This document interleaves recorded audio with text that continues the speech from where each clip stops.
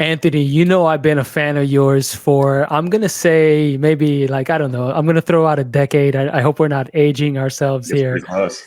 And I remember I was such a fan of what you were doing at Gainsight, just building that brand, the way you did it, the community piece. Like I hadn't seen anyone think about community and rich media in the way that y'all did, from events to just literally the category around, customer success that didn't exist before y'all. So thank you so much for taking the time. Yeah, of course. No, thanks for having me. Excited to catch up. Absolutely. Well, why don't we take a quick second to introduce AudiencePlus here for folks who are still learning about this category, and how should you start to think about what an owned audience is? Yeah, absolutely. So I've been a marketer basically for my whole career. Recently started AudiencePlus as a founder, really based on that experience you just talked about at Gainsight, the power of leveraging thought leadership, not just as a function of building a brand, which is super important, but also to actually monetize that thought leadership into revenue. And so when I reflect on my own experience, a lot of that growth didn't come from paid media or outbound campaigns or some of the kind of transactional ways that we've kind of built our marketing engines. It came from the more relational things that we did through our content programs, through our videos, through our live events. And so the belief in starting AudiencePlus is that the future of marketing is going to be moving to that context where it's much more relational. We've heard language like community-led growth is the next chapter of how we're building businesses. So we've built basically an operating system to help companies operationalize owned media in their businesses, to help them build an owned audience, understand the engagement of that audience. So going beyond just a number of views or listens, but getting real deep context into who is interacting with your content and what are they doing as a result, and monetizing your audience, connecting it into revenue.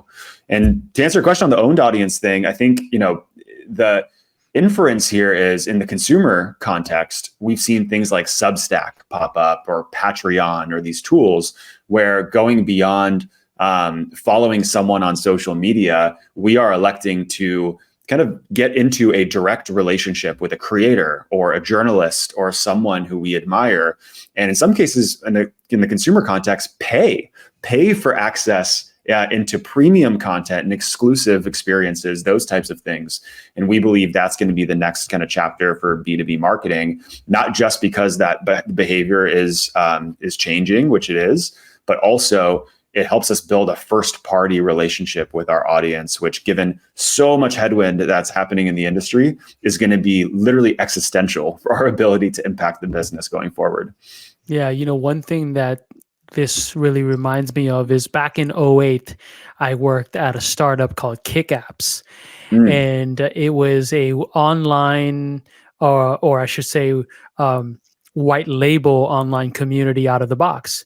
Okay. And one of the things that we were pitching back then was you got to own your own audience, right? Mm-hmm. And this was 2008, right? So it was still kind of like, for folks who remember those days, like social media was not quite there yet, right? And it was around 2008 to about 2010 when Facebook started to open up their APIs, Twitter started to open up. And now I remember one of the things that we were running into was these like brands and agencies, and then of course entertainment organizations, like B2B companies weren't even like thinking remotely about anything related to this, right? But so they were sort of like earlier adopters, consumer brands. And I remember they were like, well, why are we going to build our own audience? Everyone's on Facebook now and Twitter. And because they opened up OAuth, the authentication, I'm not going to force them to sign up to my site. And now, what are we talking, 15 years later or whatever? Now we're like, we have to own that data. We have to own that audience. Yeah, absolutely. I mean, I think a lot's changed in those years too, right? We have platforms like TikTok that are on the verge of a national ban. X, Twitter, whatever, is actively suppressing links around Substack and others, and they're very unapologetic about that.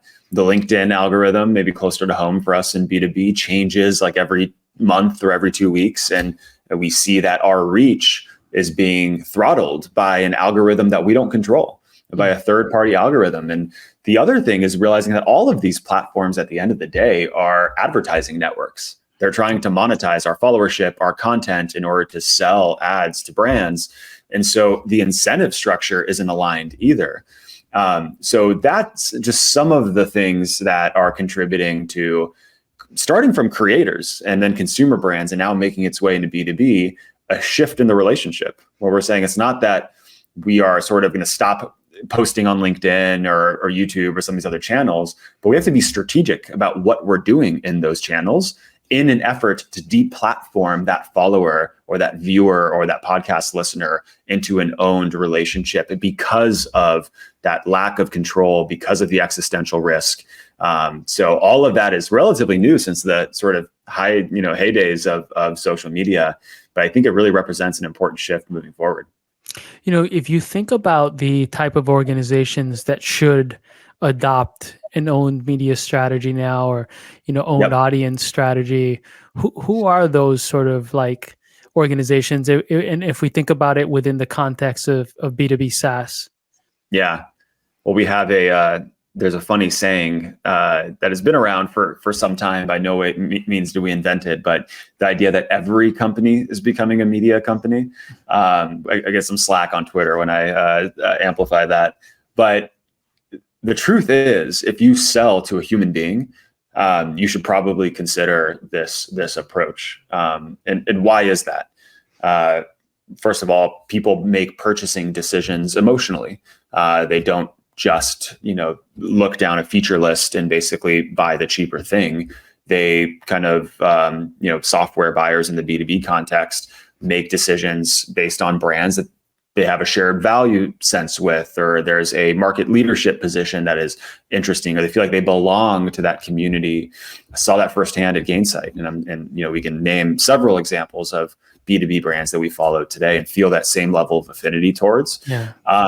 Also, again, in a world where third-party cookies are going away and things like retargeting our content in the display networks is going to be a lot harder, if not impossible, where outbound channels and the more traditional ways we've gone to market are just becoming less performant. When an economy reaches the sort of reality that we're facing today and paid media dollars get cut in half, we have to have this relationship with our audience that is direct, that the cost of distribution of our content into that relationship is $0.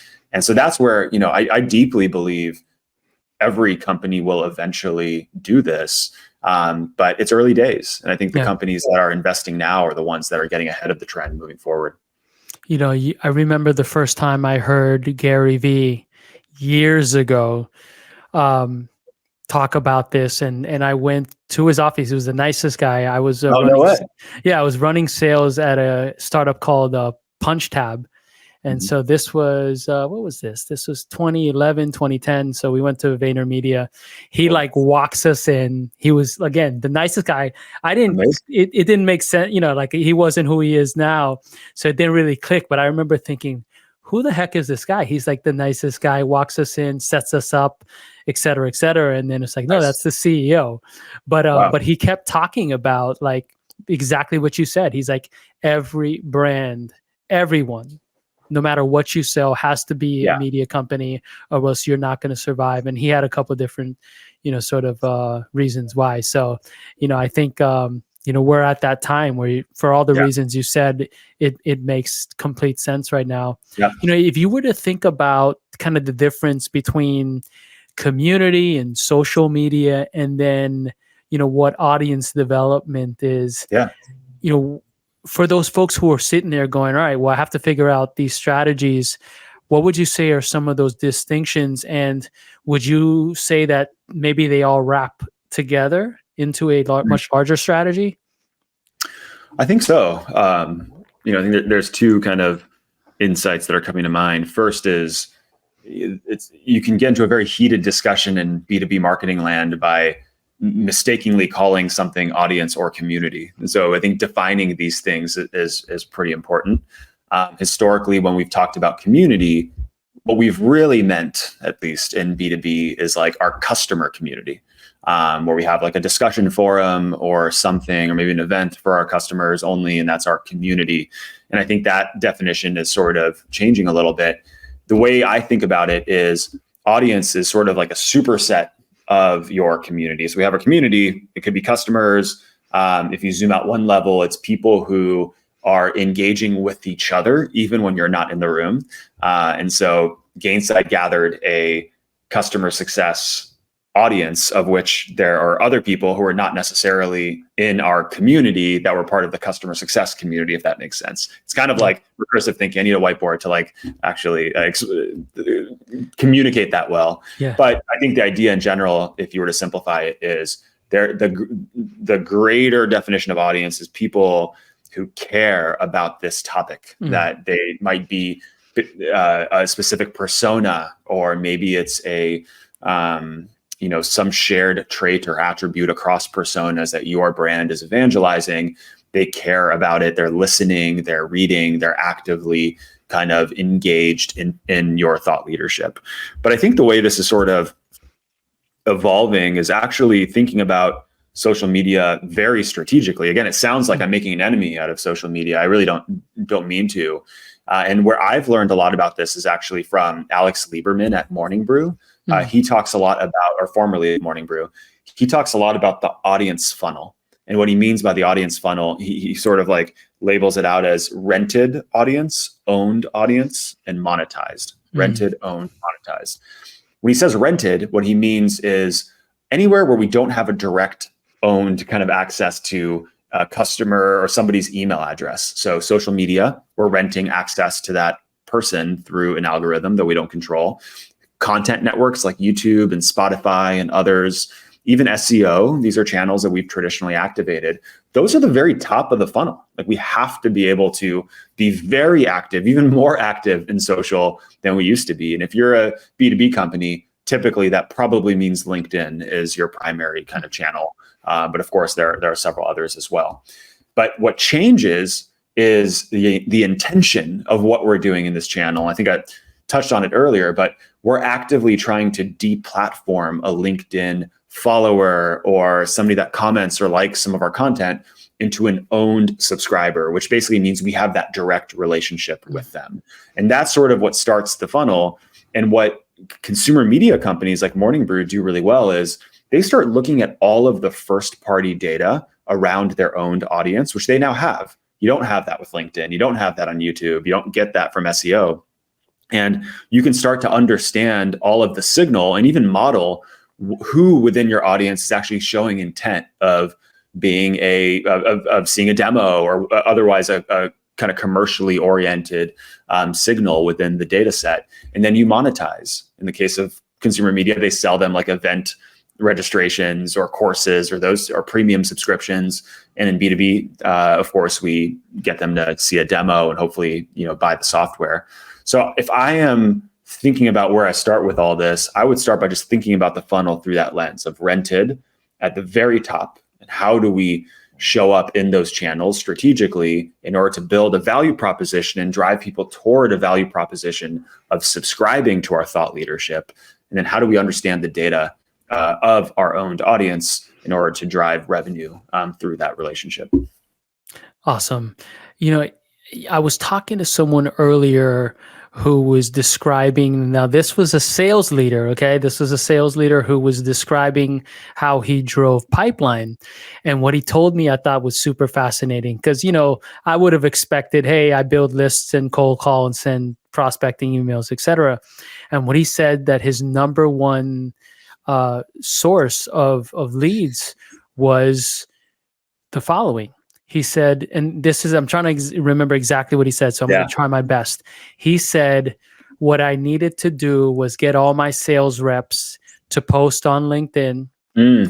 And he said, and what I wanted to do was start to get people to like us. He's like, that was step one in their funnel. He's like, if I successfully got people to like us, right, then they would actually eventually like convert down to different, parts of the funnel. But I thought that was really interesting. It was like this very beautiful way of articulating it, right? And it was like, posting videos, posting all these things, et cetera, et cetera. But that idea of liking, but to your point, that's happening on these rented channels. And so to the ability to bring that in, I think one of the compelling things that I've seen that Audience Plus talks a lot about is like developing your own Netflix, right? Like for me, I know my interaction with your brand right now is like, I want to buy it and I want to implement it. And, I'm obviously biased because I believe in the strategy, but like, I'm not even looking at any other, when we carve out budget for that, we're a smaller startup, but when we do, like, I'm not looking at any other brands because I like you, because I like the brand. I like there are these faces, right? Like what you and Nick did at Gainsight, and I know Nick still does.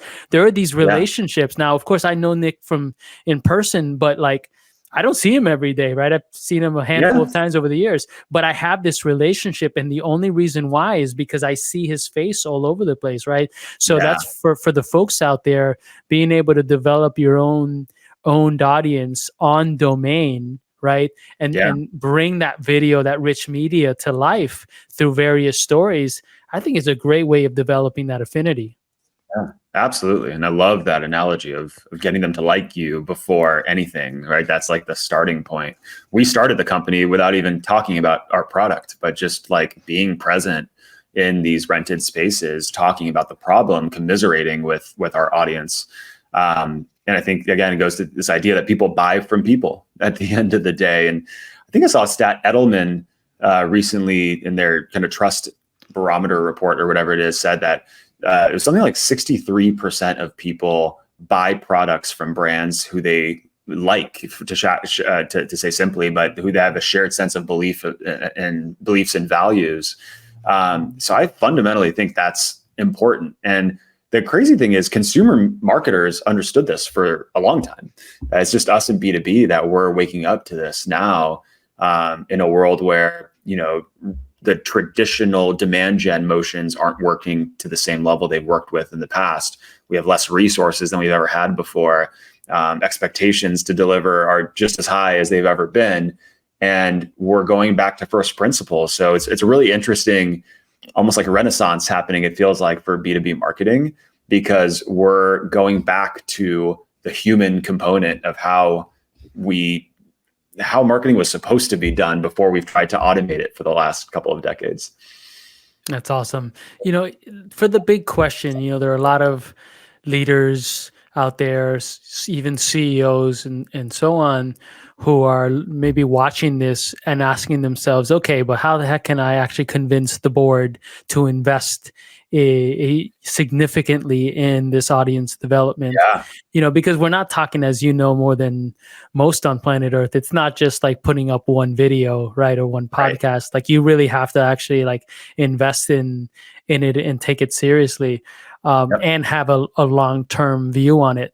What tips would you give leaders out there around really convincing that board, and not just getting them to say yes, but really buying into, this is what we have to invest in, and this is a long-term play?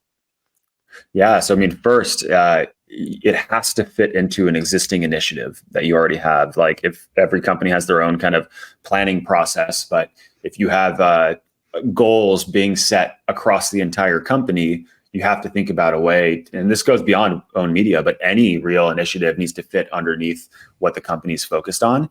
I'd say in 2023 and probably in 2024, there's probably one bullet somewhere on that company-wide goal planning around efficient growth, or some type of way of saying we need to be able to grow through this season, but not do it with spending a lot of resources like we've done in the past. And what's really nice is owned media is actually a fairly efficient way to generate pipeline. Of course, there's expensive ways to do it, but when you think about owned media relative to paid media, it's a fraction of the investment to operate an owned kind of experience. So if anyone's watching this and as opposed to listening to it, you can kind of get a sense of my kind of equipment setup here. We spent about $10,000 on all of this equipment, which is, again, a fraction of an agency agreement to go and do, a 6-episode series of content. Now we've built all this in-house and took the $10,000 hit up front. So now we can produce an unlimited amount of video content, audio podcast content in-house, not for free, but basically, depreciating that one-time $10K expense. So content production, fairly efficient relative to, working with, some third parties. Distribution, well, if we're starting to build a owned relationship with our audience, the cost to distribute our content to them is $0. Now, certainly you want to amplify, you want to spend some of your paid dollars amplifying in some rented spaces to start collecting those subscribers. But the kind of value proposition here is, over time, we're marketing to them directly. We don't need to pay for an intermediary to get our message delivered to our audience. So I think it's all kind of in the framing.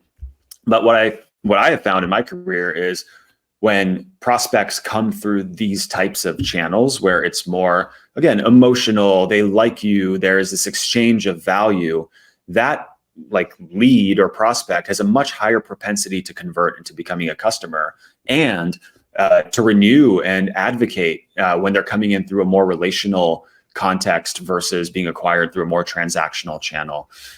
So I really deeply believe there's an ROI story here that is, quite healthy for companies that are thinking a lot about efficient growth in the years to come.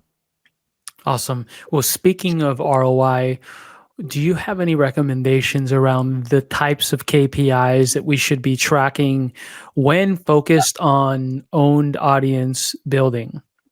Yeah. Various stages, I would say, much like the traditional marketing funnel of sorts. I think when you think about starting from an owned media perspective, the initial leading indicator is your number of subscribers. So today, again, when you talk about subscribers, that's kind of relatively new language for us in B2B. We have like database opt-ins, the growth of our marketable database, conversions, that's some language that we've often used, but it's a lot different than sort of creating a value proposition that is rooted in value and education and entertainment and inspiration. And we find that when folks lead with subscription, they get about a 5 to 10x improvement in conversion rates. So how are we sort of doing in terms of building our subscribers to our thought leadership program as a kind of leading indicator? The second part is probably, okay, how do we separate the signal from the noise? Who are the engaged subscribers within our audience? And there's a bit of tweaking here to define what engagement means to your brand, because for some folks, that could be defined as they're coming back, they're watching more, they're sharing and commenting. For others, they're looking at firmographic context. Are they within our ICP? Or are they just, someone that's never going to buy, but they're big fans of our content program? And how do we discern between those two cohorts? And so you want to be able to configure some type of engagement score to understand who is potentially going to buy the product and what signals are they displaying that might give us some early indication of that. And then, of course, it becomes pipeline creation and revenue more in the traditional kind of metrics. And I think what you find over time is, again, we're able to sustainably generate high quality pipeline when we're executing this strategy or just own media in general. Awesome.